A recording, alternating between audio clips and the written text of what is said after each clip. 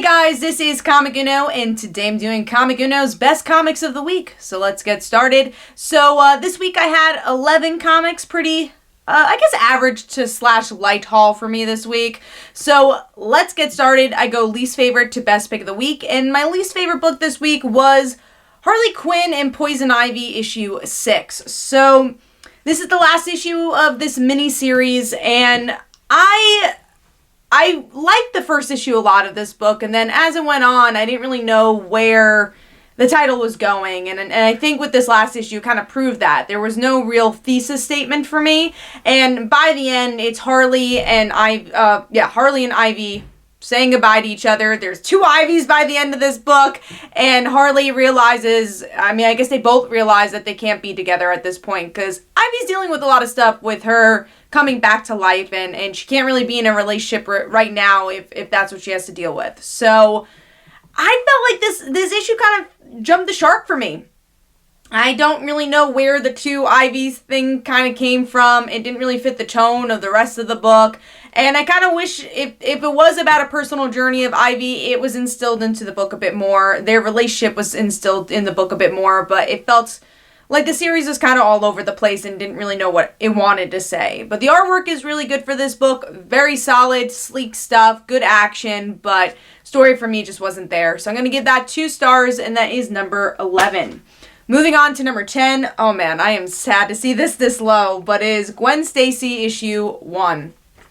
So I was really looking forward to this book. If you watch my top 10 most anticipated list from December, or, I think January, probably late December, I posted what books I was really looking forward to from what was announced for this year, and Gwen Stacy was very high on that list. I was very curious to see why this was a book and what Marvel could do to the character, because honestly, like, as a Spiderman fan, I think we can all admit Gwen Stacy didn't have much of a personality besides that she was the girl next door, and that is not a fault of Gwen Stacy, is that she died too early to really have a narrative like MJ had a chance to have throughout the years. So she just didn't have much to do, and then when Ghost Spider / Spider-Gwen came along, by issue 1, you're like, oh, I get her personality, she's a very layered character, and we've had her for how many years now? Probably about 5 now, which is crazy to say.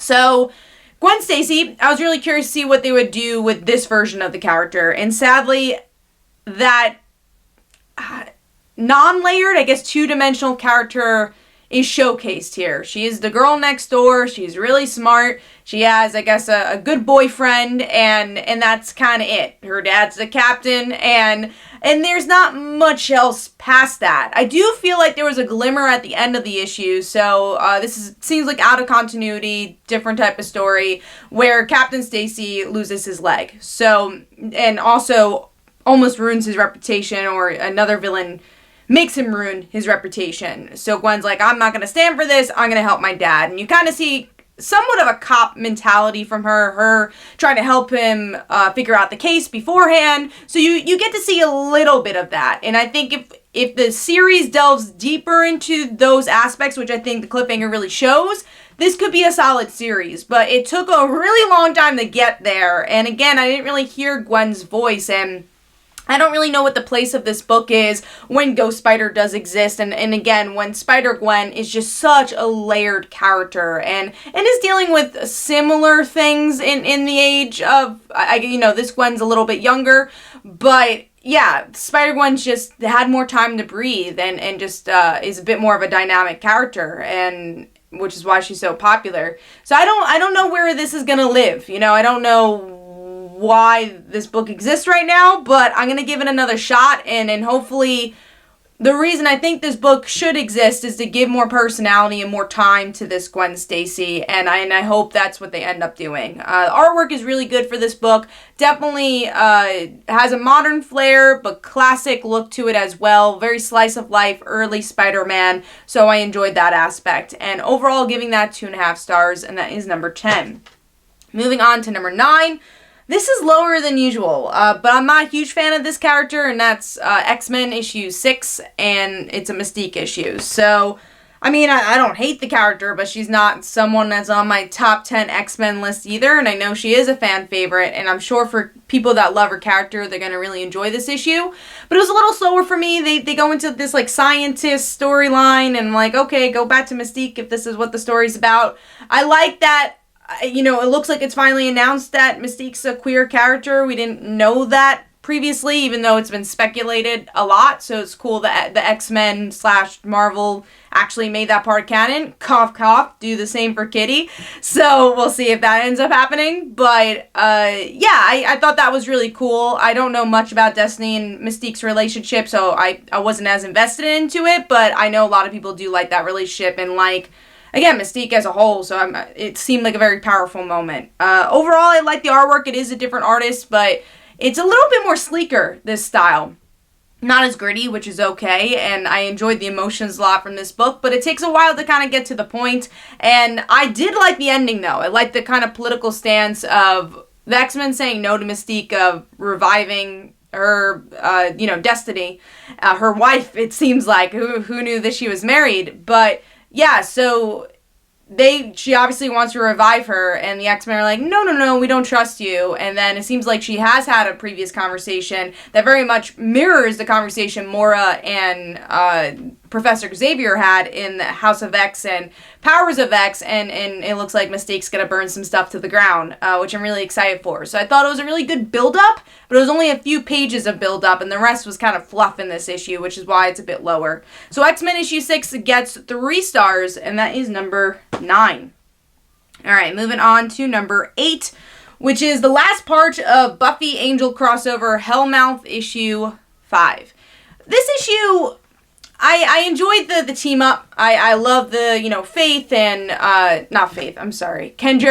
Kendra, Willow, Cordelia, the whole girl gang of Buffy helping Buffy out. Even though I thought Cordy was a little out of character and was maybe a bit too excited to be in the fight, I still enjoyed them teaming up, and I don't know how much it connects to the Buffy stuff. I think it tried to connect with the whole Willow and Xander thing that happened in the last issue, but I was a little confused by the end of who, I guess, is this the new Slayer? Was that Willow at the end of the book?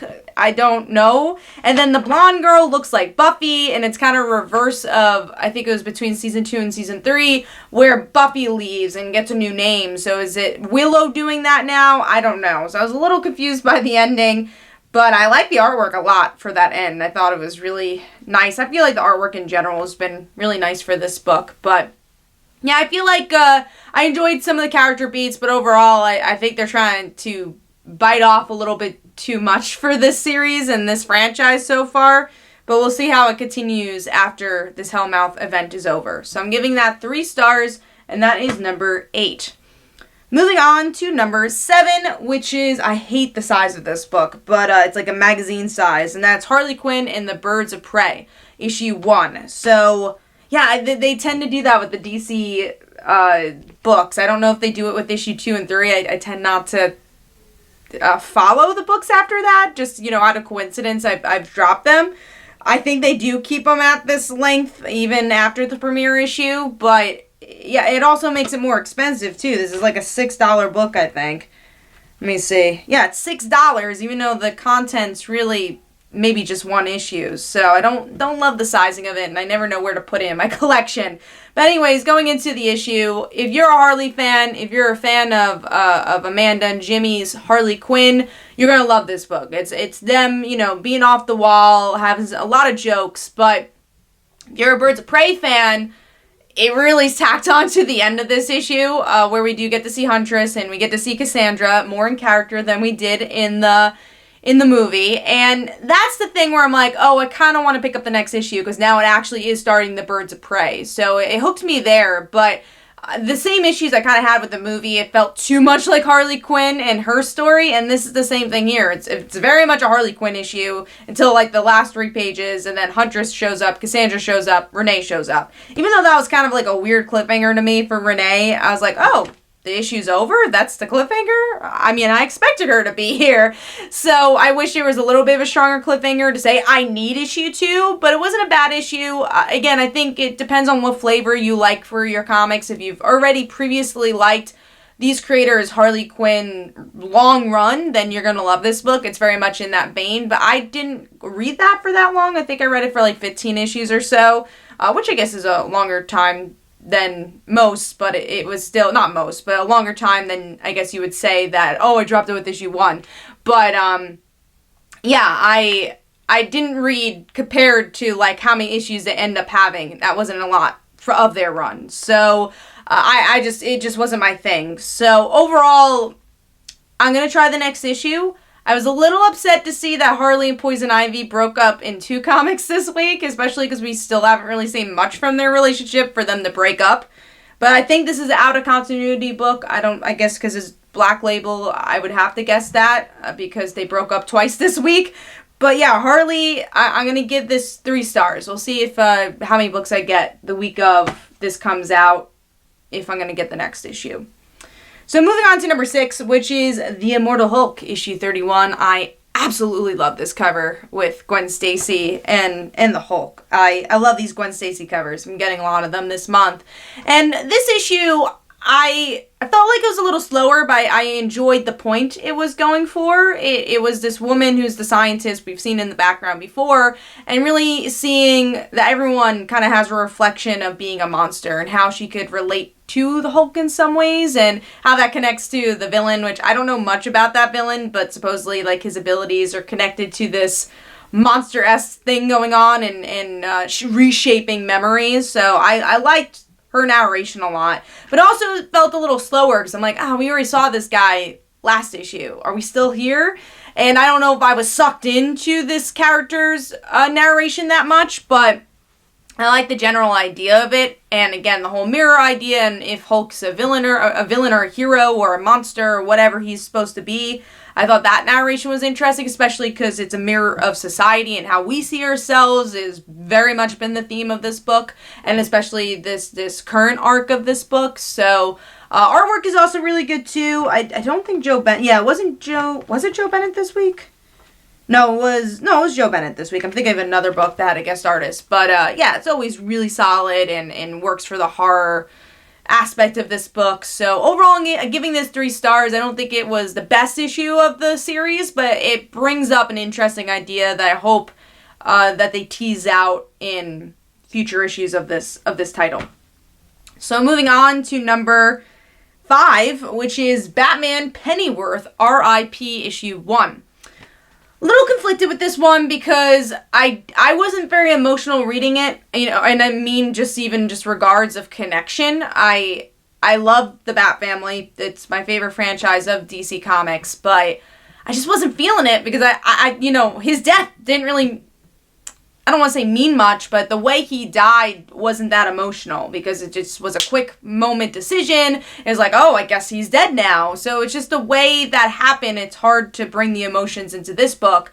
And I think some of the short stories do it. I really liked, how Alfred was a part of everyone's life in a different way. And I love the ending where Bruce is like, all right, you put our family together and that's important. And everyone's trying to kind of come up with a speech for him, even though it was just kind of got repetitive at points. I'm like, all right, now we know Tim's gonna have a story, now Jason's gonna have a story.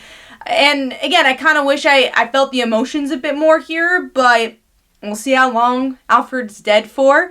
And it was an okay issue. I think if you're a Bat Family fan, like they kind of open up this book with, it's like they don't really see each other that often. It's always a nice pleasure when they do, even if it's usually during these type of moments. So I like just seeing them all together and their voices colliding about how Bruce is always wrong. So I enjoyed that aspect. And overall, it's kind of middle ground book for me. So I'm going to give that 3 stars.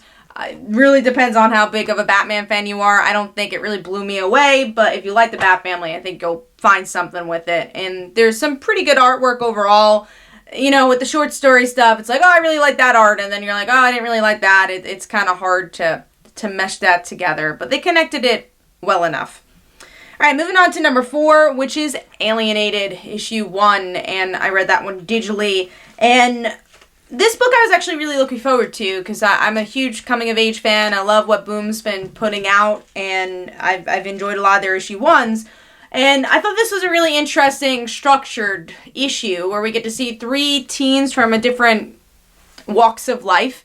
and they all are psychically connected, and they get to read each other's minds, and then they find this alien that is doing this all. And I thought it was an interesting concept, but my biggest issue of why this couldn't be higher, and I don't know if I'm going to get issue 2, is that I didn't really connect to any of the characters. As much as I think this is a character-driven book, I didn't hear their unique voices enough for me to be like, I love Sam, I love, whoever, that's the one character's name I remember. I like that character a lot. So I don't know if it gave me enough for issue 2, but it was a really creative issue, and different in that regard of a coming-of-age story. So I say try it out, but like I said, I don't know if I'll return for the second issue for that one. Moving on to number 3, this has actually been scaling up higher and higher, which I'm happy about. I think it keeps getting better, and that's Hawkeye Freefall issue 3. And this is just a fun issue. It's Hawkeye's girlfriend breaking up with him because he's keeping secrets, and the way it happens is hysterical.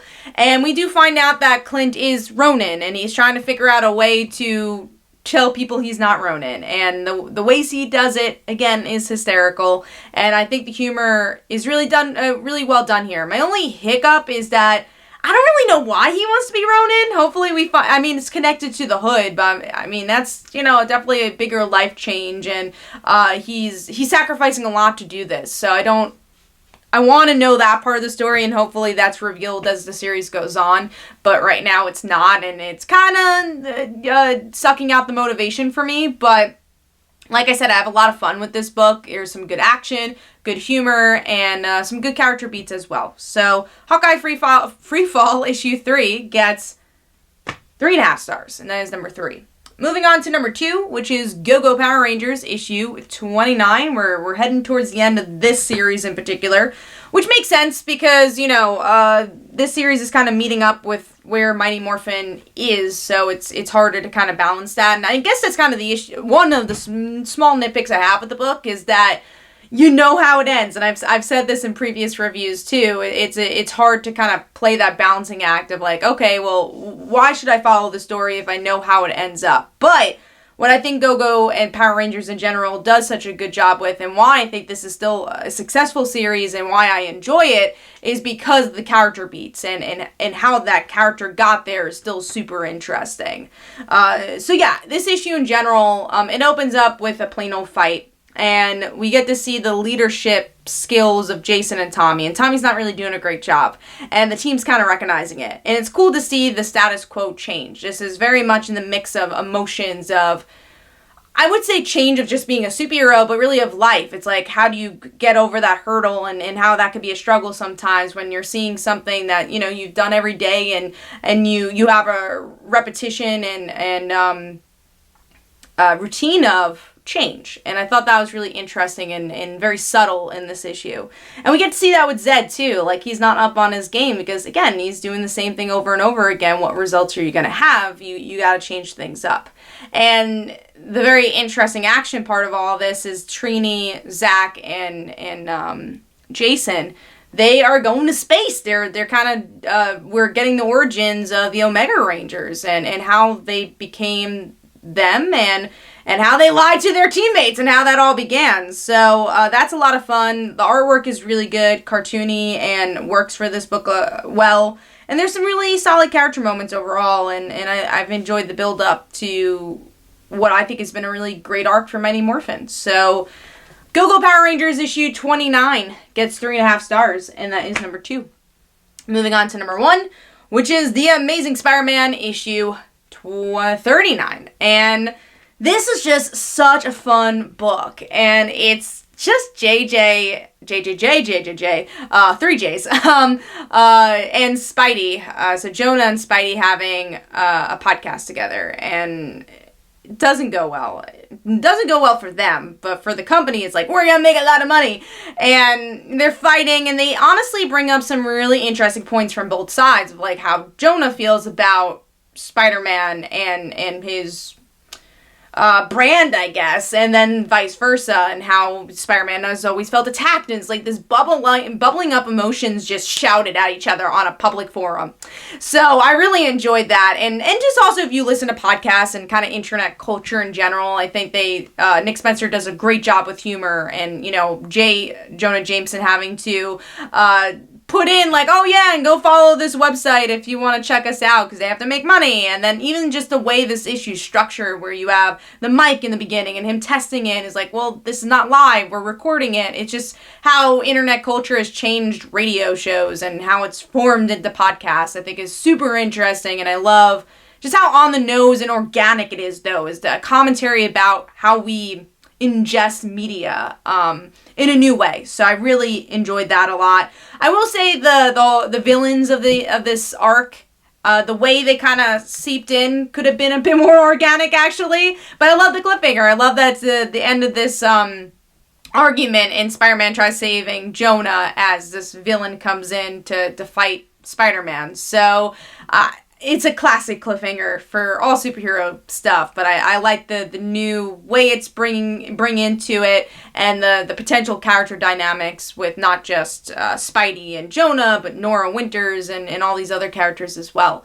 So overall, I had a lot of fun with this one. Also, artwork is really good, especially for the emotions and some of the flashbacks, and yeah, really, really enjoyed this one. So I'm giving that 4.5 stars. That is my pick of the week. Hopefully you guys enjoyed. Let me know in the comments below what your favorite comics were, what your least favorite comics were, and everything in between. Also, go check out my comics like Father Like Daughter and They Call Her Dancer. Go check out my Twitter and Facebook as well. And then our comic book podcast, where we review comics, our favorite comics, and also talk comic news. The latest episode is in the comments below. It's pinned, so you can check out that episode if you like. And that's every Tuesday at 10 p.m. Eastern Time. We go live and we talk comics. So hopefully you guys enjoyed. This is Comic Uno, and I'll see you guys next time. Bye.